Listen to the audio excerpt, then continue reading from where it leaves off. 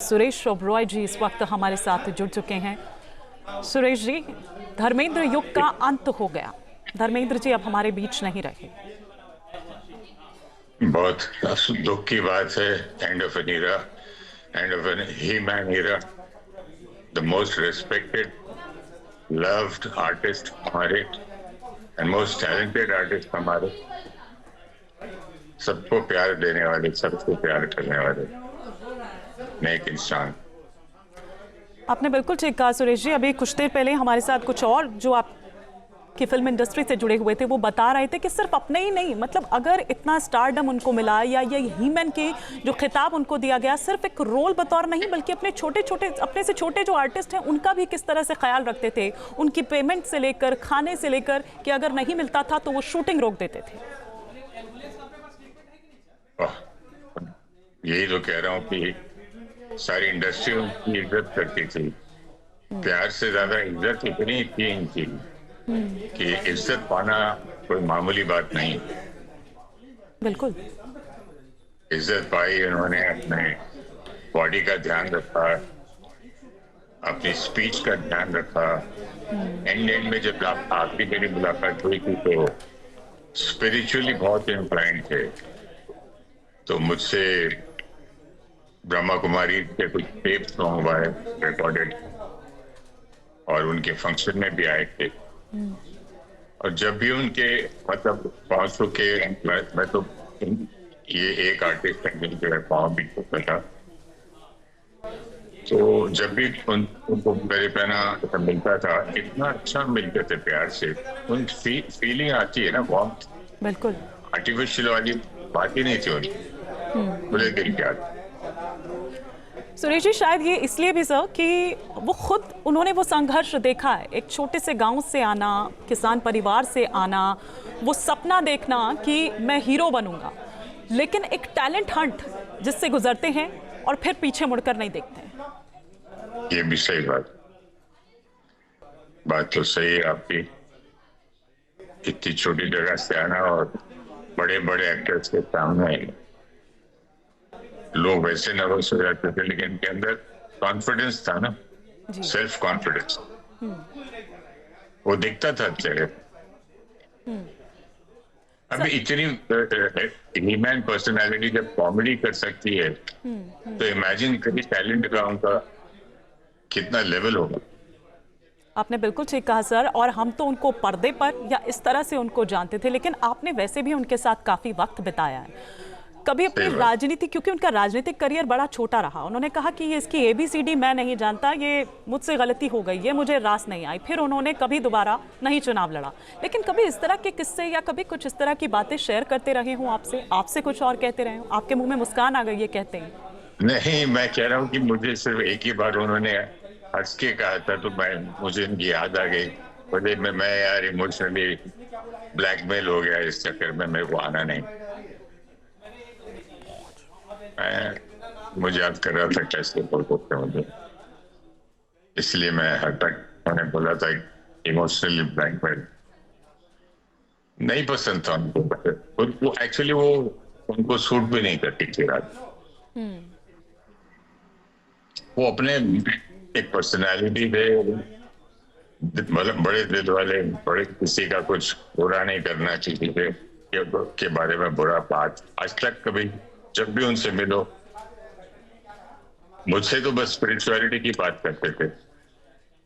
क्या सर, किस तरह से, थोड़ा आप अगर साझा करना चाहें तो?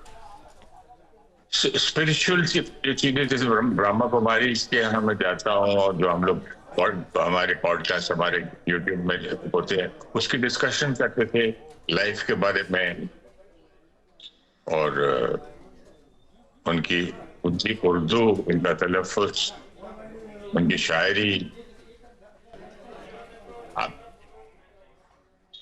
उनके टैलेंट का मैं क्या क्या गिनूंगा बताइए खूबियों में। उनसे आदमी सीखना चाहिए। कितना प्यार, भाई दोनों बच्चे कितना प्यारे बच्चे हैं, दोनों बेटे इतना प्यार कर, जब मिलो इतना दिल से बात करते हैं। रेस्पेक्ट देना इनसे सीखना चाहिए।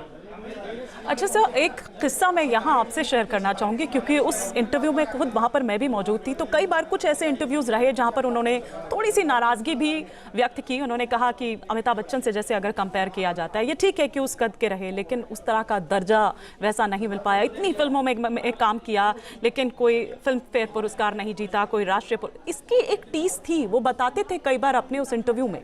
कभी आपसे कुछ कहा इस बात को लेकर? नहीं, ऐसी पर्सनल बात तो कभी नहीं कही है बाबू। क्या अभी देखिए, फिल्म फेयर वगैरह तो मुझे भी कभी नहीं मिला, हालांकि मैं नेशनल अवार्ड जीत चुका हूँ। जी। लेकिन अभी मैं इनका क्या बोलूँगा, नहीं मिला उनको फिल्म फेयर अवार्ड तो क्या हो, that is not the end. हाँ, सारी दुनिया अवार्ड दे रही है उनको, आप देखिए उनकी फैन फॉलोइंग देखिए। आपने बिल्कुल ठीक कहा सर, और इससे बड़ा कोई अवार्ड नहीं हो सकता है। आपको खाली अवार्ड मिले और इतनी फैन फॉलोइंग ना हुई तो फिर आर्टिस्ट का है क्या? बिल्कुल। सक्सेस तो ये देखिए यही है ना। और सबसे बड़ी चीज है मैं इज्जत पाई, ये मैं बिल्कुल इसको ज्यादा महत्व देता हूँ। इंसान को अवार्ड मिले ना मिले, रिस्पेक्ट होना चाहिए। आपने बिल्कुल ठीक कहा, और यही उन्होंने कमाया। ये खुद भी वो अपने कई इंटरव्यूज में कई मर्तबा इसका जिक्र भी कर चुके हैं कि मैंने लेकिन लोग कमाए हैं। जब वो ये बात कहते तो वहीं दूसरे पल वो ये भी कहते कि वो लोग कमाए हैं, वो प्यार कमाया है। और यही कारण है कि उनसे छोटे आर्टिस्ट भी जो रहे, जूनियर आर्टिस्ट भी रहे, आज उनको इस तरह से याद कर रहे हैं। बिल्कुल सही, 100%। एक एंड ऑफ एरा हो गया, ही मैन एरा। रियल माने में तो he man, we lost to he man. Sir, आपकी फ्रिक्वेंटली उनसे बात होती थी या लास्ट कब उनसे? नहीं, लास्ट टाइम बस उनसे तभी मिला था जब ब्रह्मा कुमारी के फंक्शन में स्टेज पे आए थे, और साथ फिर गाड़ी तक छोड़ा मैंने उनको। फिर उन्होंने टेप वगैरह मंगवाए, एंड उनके पिताजी आते थे घर पे। कभी गांव के किस्से सुनाते रहे हो? क्योंकि नहीं, वो ये कहते थे कि ये इस माटी ने मुझे बहुत कुछ दिया है, पंजाब की इस माटी ने, इस धरती ने मुझे बहुत कुछ दिया है। मैं वहां तक पहुंचा हूं तो इस उसके पीछे ये मिट्टी है, उसका कर्ज है। ये तो मैंने सुना है लोगों से भी, और आपसे भी सुन रहा हूँ, लेकिन मुझसे इस तरह की क्लोज बातें कभी नहीं की। इतना फ्रेंडली और इतनी क्लोज, ये क्या हो गया?